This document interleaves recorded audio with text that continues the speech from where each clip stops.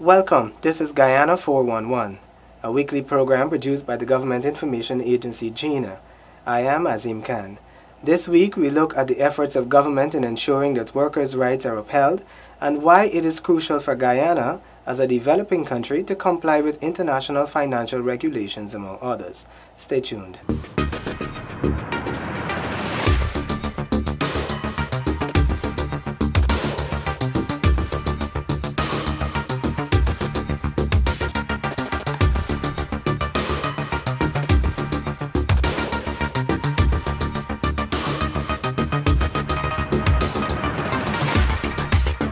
A while, Guyana was being asked to improve legislative and other measures to address money laundering and the possible financing of terrorist activities. The APNU AFC had promised that within its first 100 days in government, it would amend the AML CFT legislation. The amendment bill was tabled and passed and has been assented to by President David Granger. In this next feature, we will explain what is money laundering, why is it important to prevent it, and how the improved anti-money laundering and countering the financing of terrorism legislation will help Guyana. What is money laundering? Money laundering is a process through which persons profiting from an illicit activity present the proceeds as hard-earned legitimate cash. They may be persons engaged in the drug trade, gun smuggling, or officials who are in a position to grant favors and take a bribe for doing so. Money laundering is of critical importance as it enables the criminals to enjoy their profits whilst appearing as legitimate, respectable business persons. How does money laundering work? Criminal activities such as the drug trade, smuggling of guns, human trafficking, and accepting bribes are just a few of the activities that can generate substantial profits. Persons involved must find a way to control and utilize the funds without attracting attention to the underlying activity. There are 3 steps to doing this. The monies, whether it is from the sale of drugs or received as a bribe, if the person is in a position to grant favors, has to be introduced to the financial system. This is done by breaking up large amounts of cash into less conspicuous smaller sums that are then deposited directly into a bank account. The criminals then carry out various complex transactions in order to disguise the illegal source. In this phase, the criminals engage in a series of conversions or movements of the funds to distance it from the source. The funds might be channeled through the purchase and sales of investment instruments, or the criminals might simply wire the funds through a series of accounts at various banks across the globe. The criminals invest the washed money in legitimate investments or transactions. They may choose to invest the funds into real estate, buying properties way above the actual value, or even purchase luxury assets, or seek to establish business ventures. The investments are now legitimate. Why anti-money laundering legislation? This legislation seeks to combat the processing of illicit gains by implementing a number of compliant processes. How does the AML 2015 bill help with the fight against this crime? The bill requires reporting entities such as banks to go through a series of checks and measures with its customers. Banks are required to be cautious when persons come in to open new accounts and to train their staff on how to identify suspicious persons and transactions. It also requires these reporting entities to undertake enhanced due diligence for higher risk categories of persons. So persons may have to declare to banks how they got the monies they are seeking to deposit. Another significant facet of the bill is that it provides for a police officer, customs officer, or any person authorized by the director of the FIU to seize or detain cash anywhere in Guyana where the amount is over $10 million.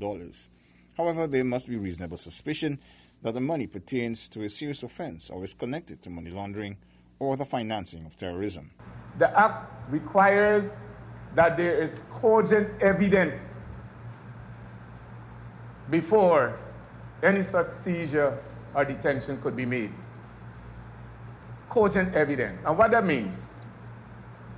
It means that it seems to be even higher than reasonable suspicion, because they have to have reasonable suspicion also.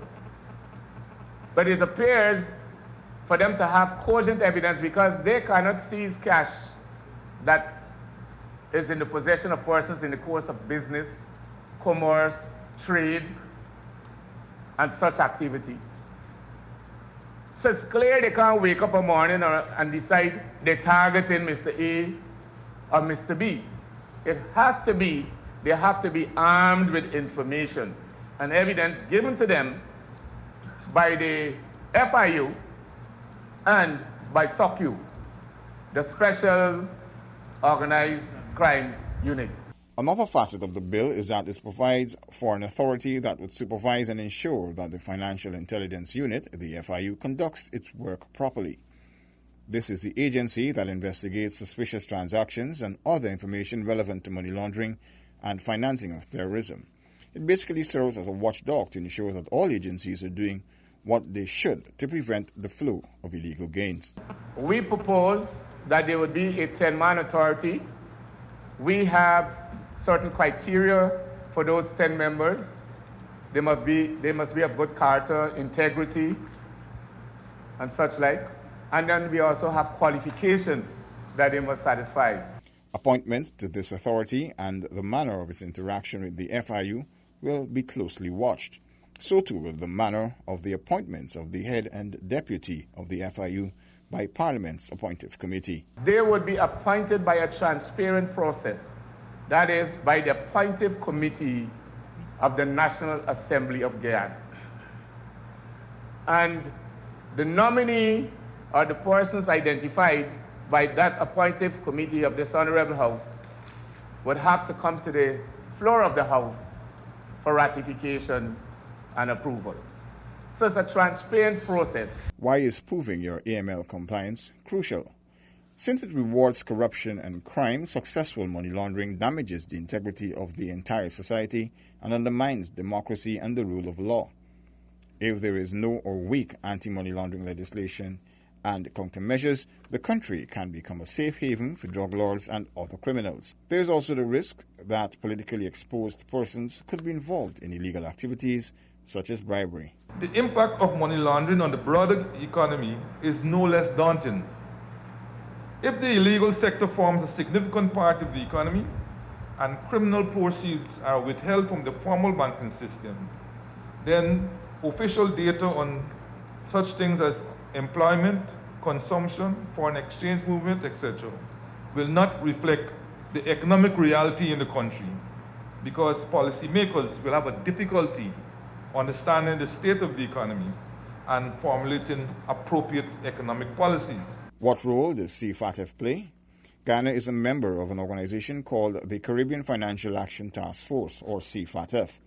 It is an organ of the International Financial Action Task Force, FATF. The Caribbean body represents the Financial Action Task Force's operations locally and regionally and has the geographic responsibility for the Caribbean and Latin America. The Financial Action Task Force disseminates through various organs recommendations which are required to be implemented universally. These recommendations are specifically designed to enhance the legislative and administrative abilities of countries to combat money laundering, drug trafficking, and countering the financing of terrorism. The Anti-Money Laundering and Countering the Financing of Terrorism Amendment Bill 2015 was the first piece of legislation on the new government's legislative agenda. The APNU-AFC coalition government had promised the implementation of an amended AML-CFT legislation within its first 100 days in government.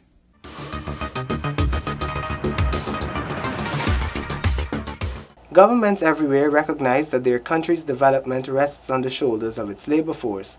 It could therefore be translated to mean that workers must be respected and all efforts should be made to protect the labor force. In Guyana, there are laws to protect the rights of workers, but ever so often checks have to be made to ensure the laws are being implemented. The factors of production are listed as land, labor, and capital, and the most valuable of these being labor. A highly skilled, committed labor force can make the difference between success and failure for a business. It is therefore important for businesses to take care of its labor force. But sometimes businesses need to be reminded of its obligations to its workers. Employers are required by law to provide the required protective gears, a conducive working environment, and to ensure workers' safety at all times. Use your safety gear, earplugs, your boot, your helmet, your vests and all that, because you find in some areas, because they're not educated enough, They just take it for granted, and they have in some cases, they have the safety gears, and they endanger their own self. And then the other thing I want to say to the working to Guyanese people is that this government value our workers, their contribution to this country, and we definitely will ensure that their rights are being protected and they're being taken care of. Anywhere you go, you operate in a business or a company, some of the first things you have to know is the laws that rules and governs in that country. And so there's no exception here that once you're being found guilty, you have to correct.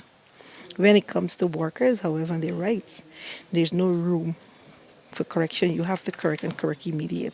Mean to say that if you have the workers working 12 hours and the law says 8 hours, you have to correct that immediately.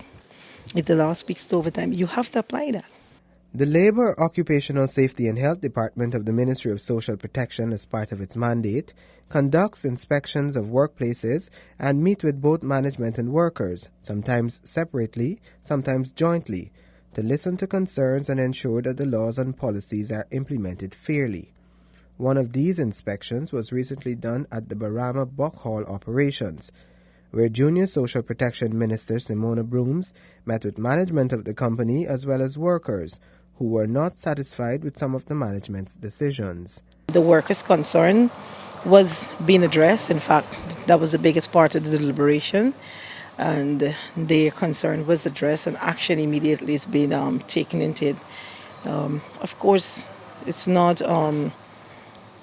concern to talk about victimization or threats and all of that, but it's just genuine to do with wages, and we have addressed that. And we're going to get back to the workers also because the company will correct same. The ministry is now re-examining some of the policies as it relates to workers' rights and benefits and how these are being implemented and executed by some companies, since it was discovered that some companies have internal policies and procedures that are in breach of the law. And we need to point them out to whoever, companies, private businesses, whoever, and they will have to change same with immediate effect because your policy cannot supersede the law of Guyana. I am charged with a mandate by His Excellency to ensure that maximum compliance. The President did caution me that he don't want to hear one death. And I hold the same position. One death is too many, and accidents, we have to eliminate them. And the fairness of worker wages, the time they work, and all of that. Labor inspection is an essential part of the labor administration system, exercising the fundamental function of labor law enforcement and effective compliance. It ensures fairness in the workplace and helps promote economic development. This is the premise on which the Ministry of Social Protection, Labor, Occupational Safety and Health Department functions.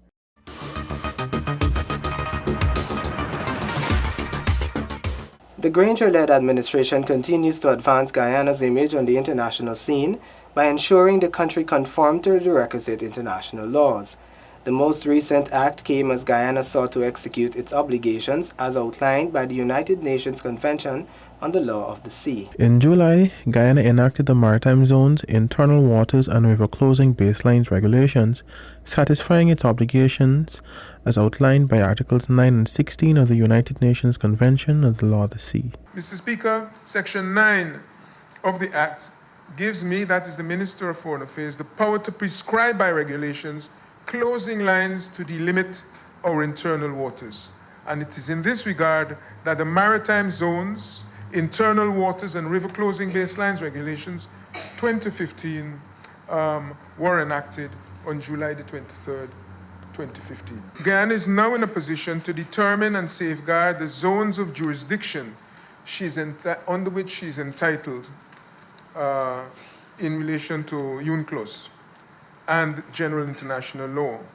And the zones of jurisdiction, just for purposes of clarity, are the territorial sea, the contiguous zone, the exclusive economic zone, and the continental shelf. Baselines constitute a fundamental aspect of the UN Law of the Sea Convention, since the breadth of the maritime zones under national jurisdiction is to be measured from the baselines. Simply put, the baseline is the line that is formed when the land meets the sea at the lowest of the low tide. Okay? And under international law, coastal states, and in particular the UN Convention on the Law of the Sea, coastal states are entitled to maritime spaces that correspond with their coastal frontages. So it is imperative that you know from where these maritime spaces are measured, and what are the criteria that are used to measure the maritime spaces. And so the concept of baselines is fundamental to the whole aspect of measuring what maritime spaces the coastal state is entitled to, because your maritime entitlement is measured from the baseline. The regulations prescribe closing lines across the mouths of the three largest rivers of Guyana, namely the Essequibo, Demerara, and the Berbice rivers. It therefore means that the proper implementation of the baseline provisions of the Convention by coastal states through, inter alia, their national legislation will play an important role in the achievement of an adequate balance between the maritime interests of coastal states and those of the international community. And in this regards, the UNCLOS provides in Article 16 that the baselines for measuring the breadth of the territorial sea or the units derived therefrom shall be shown on charts of a scale or scales adequate for ascertaining their position. Alternatively, a list of geographical coordinates of points specifying the geodetic datum may be substituted. The coastal state shall give due publicity to such charts or lists of geographical coordinates and shall deposit a copy of each such chart or list with the Secretary General of the United Nations. It is in this sense that the MZA of 2010 of Guyana, Section 7, provides for the drawing of baselines to delimit the internal waters of Guyana. The internal waters comprise the areas of the sea that are on the landward side of the territorial baselines, and all rivers, bays, historic bays, ports, harbors, and waters lying landward of the baselines. Section 8 provides for Guyana's sovereignty to extend beyond its land territories to the internal waters, the seabed and its subsoil, and the airspace over the internal waters.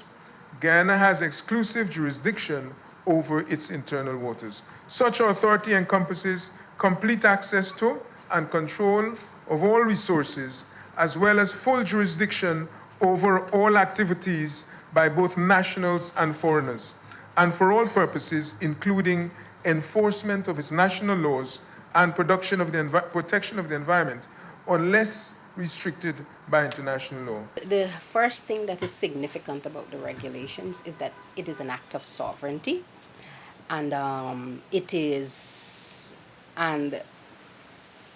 it has promulgated a right that we have under international law. The second thing is that it provides greater geographical certainty. We're telling the international community that this is where our internal waters end and this is where the ocean begins. Okay?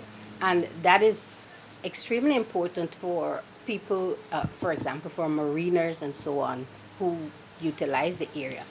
And it is extremely important for the implementation of our laws, because under the Maritime Zones Act of Guyana, the internal Guyana has sovereignty and exclusive jurisdiction over the internal waters, which is important. There is no, as opposed to, let's say, Guyana has sovereignty and exclusive jurisdiction over the territorial sea also, but then in the territorial sea, other foreign vessels or whatever have a right of innocent passage in the territorial sea, you know, and so.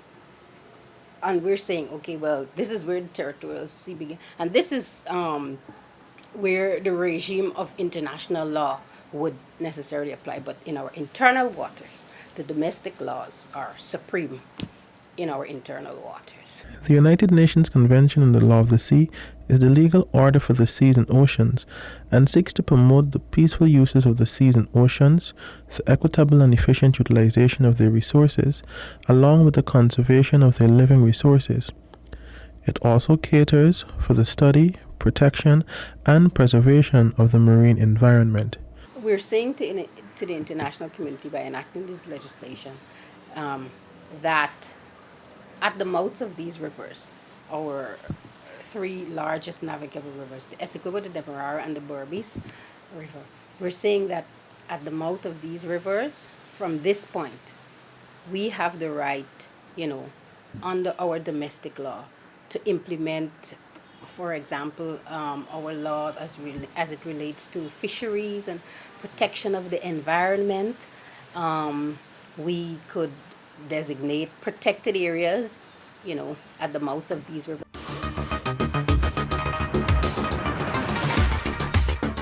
As we continue to focus on the contributions of people of African descent, we turn our attention to one of the more notable inventors of the 20th century.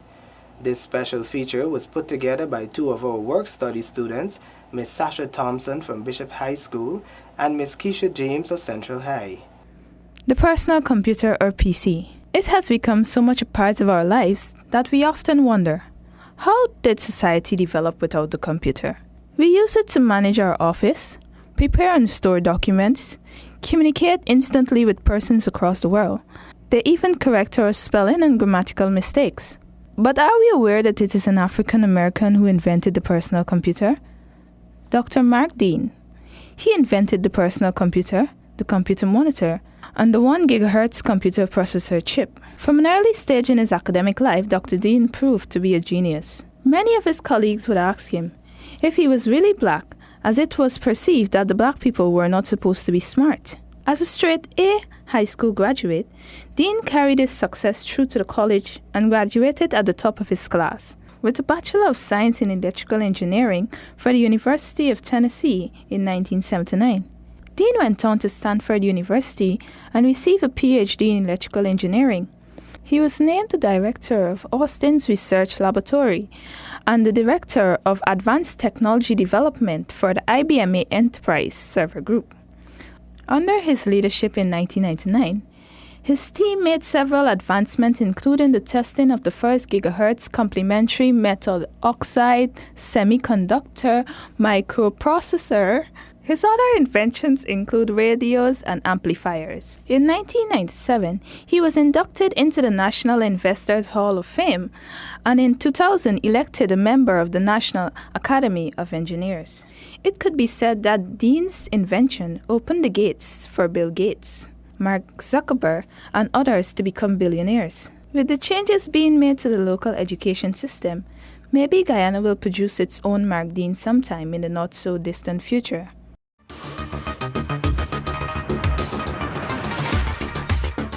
Guyana 411 and other government information can be found on our website at www.gina.gov.gy. Thank you for watching. Until next week, be good citizens, look out for each other, and keep your environment clean. Goodbye.